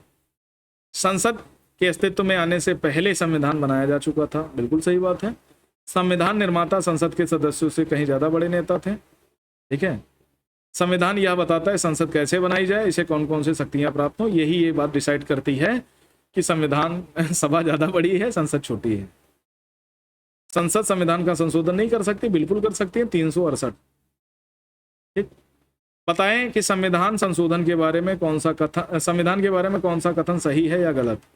सरकार के गठन, उसकी शक्तियों के बारे में संविधान एक लिखित दस्तावेज है, बिल्कुल सही बात है। संविधान सिर्फ लोकतांत्रिक देशों में होता है, उसकी जरूरत ऐसे ही देशों में होती, ऐसा नहीं है। लोकतांत्रिक और हर तरह के देश में हो सकता है, ऐसा कोई जरूरी है सिर्फ लोकतांत्रिक में हो। संविधान एक कानूनी दस्तावेज है और आदर्शों और मूल्यों से इसका कोई सरोकार नहीं है, ये भी गलत है। ये कानूनी दस्तावेज नहीं है, ये बहुत सारे आदर्श और मूल्यों को साझा संपत्ति है, खासकर स्वतंत्रता आंदोलन और हमारे महानतम व्यक्तित्व के।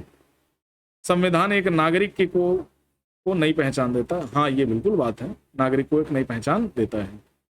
अगला क्या कहता है, बताएं कि संविधान के निर्माण के बारे में निम्नलिखित अनुमान सही है या नहीं।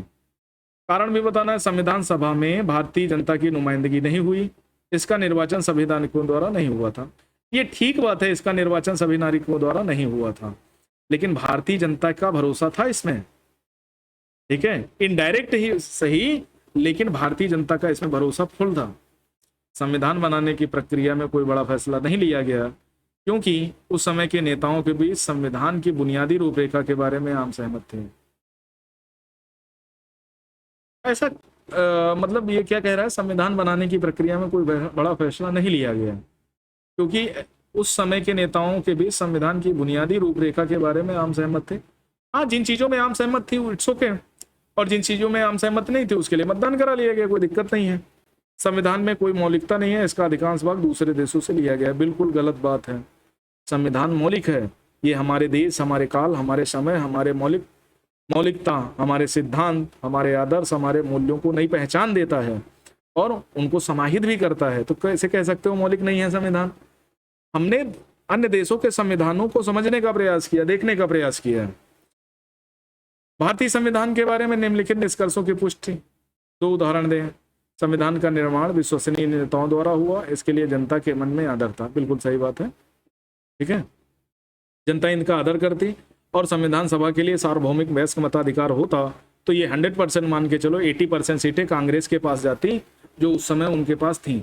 और जितने भी कांग्रेसी नेता थे, अगर वो वही लोग चुन के आते, कोई विकल्प नहीं था, क्योंकि वही लोग शासन का प्रतिनिधित्व कर रहे थे और वही लोग 1905 से लेकर के 47 तक भिड़ रहे थे ना अंग्रेजों से, ठीक है। संविधान ने शक्तियों का बंटवारा इस तरह किया कि उसमें उलटफेर मुश्किल है, बिल्कुल सही बात है। संविधान जनता की आशाओं और आशाओं का केंद्र बिंदु है, बिल्कुल सही बात है, ठीक है। संविधान की शक्तियों जिम्मेदारियों का साफ साफ निर्धारण क्यों जरूरी है? इसका निर्धारण ना हो तो क्या होगा? दिक्कतें होंगी, अराजकता बन जाएगी। शासकों की सीमा निर्धारण करना संविधान के लिए क्यों जरूरी है? क्या कोई ऐसी भी संविधान हो सकता है जो नागरिकों को अधिकार न दे? ऐसा तो मुश्किल है।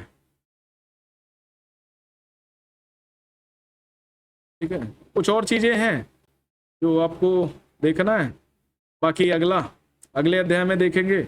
आज के लिए इतना, यही खत्म करते हैं। देख लेना जहां पर आपको दिक्कत समझ में आए तो हम इसको फिर से डिस्कस कर देंगे। बहुत अच्छा चैप्टर है और काफी सारी चीजें अच्छी हैं, उनको समझ के पढ़ना तो आपका काम होगा। आज के लिए इतना ही। Thank you very much. नमस्कार, धन्यवाद।